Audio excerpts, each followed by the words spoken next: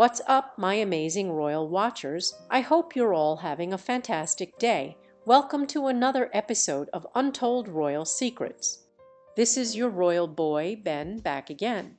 Today, we need to have a serious conversation about the latest delusional comments from our favorite royal runaway. I honestly couldn't believe my ears when I heard Prince Harry's latest interview at the New York Times Deal Book Summit. Let me tell you, Princess Anne is absolutely right to be furious, and I'll explain why. Now here's Harry sitting there in New York, actually claiming that living in the US is what Princess Diana would have wanted for him. Seriously, let's think about this.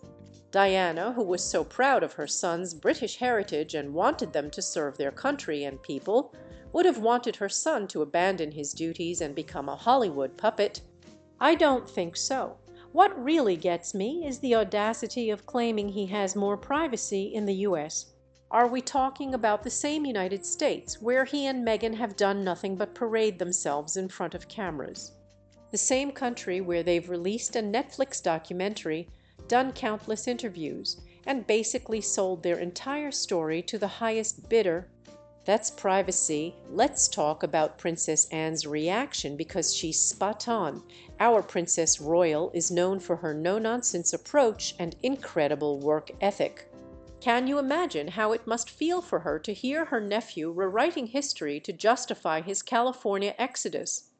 Anne has spent decades showing what true royal service looks like: no drama, no complaints, just pure dedication to duty. And this nonsense about feeling trapped in the royal bubble, give me a break. This is coming from someone who had every privilege, every opportunity, and was beloved by the British people. Compare that to Princess Anne, who has handled her role with grace and dignity for over 50 years. She's never once complained about feeling trapped. Why? Because she understands what service means. Let's discuss Harry's ridiculous claims about safety concerns in the UK.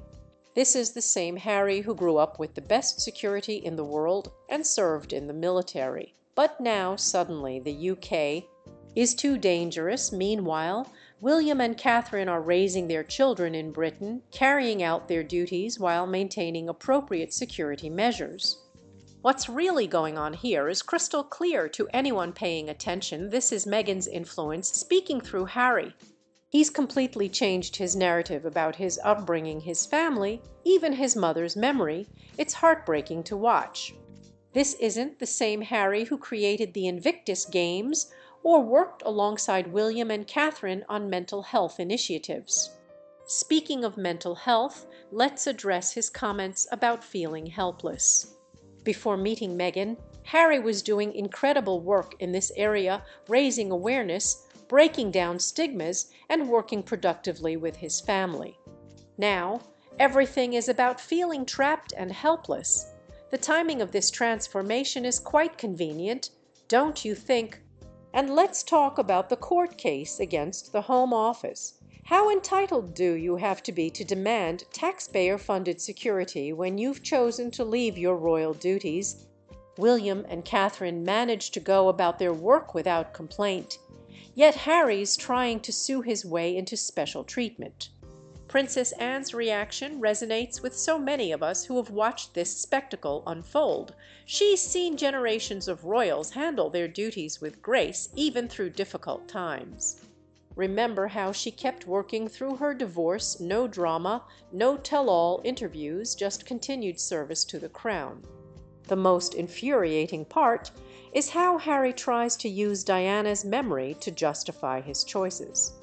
Diana, who worked tirelessly for charitable causes in Britain and was deeply connected to the British people, would not have wanted her son to abandon all that for a life of Netflix deals and paid speaking engagements. It's almost insulting to her memory. The contrast between the working royals and Harry and Meghan couldn't be starker. William and Catherine are making real change. King Charles is tirelessly pursuing environmental initiatives.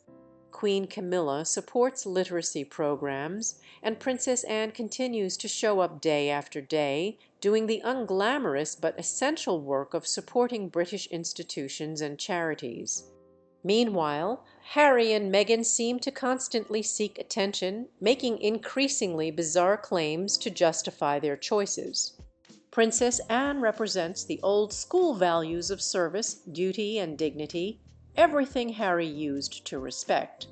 Her reaction is about more than just frustration. It's about watching her nephew destroy his reputation and undermine the institution their family has worked so hard to protect and modernize. The saddest part is how Harry tries to justify everything by invoking Diana's name. Those of us who remember Diana know she would be heartbroken to see this.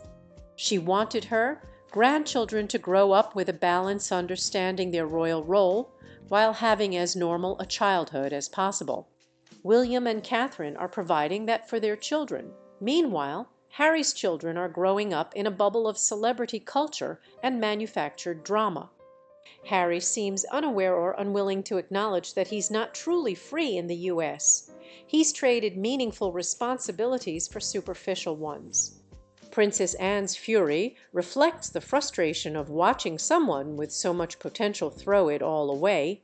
It's heartbreaking to witness. What do you think? Does Harry believe what he's saying, or is this all part of a larger strategy? Drop your comments below and let me know your thoughts on Princess Anne's reaction. And remember, while we discuss these sad developments, let's continue supporting the working royals who show us what true service looks like every day.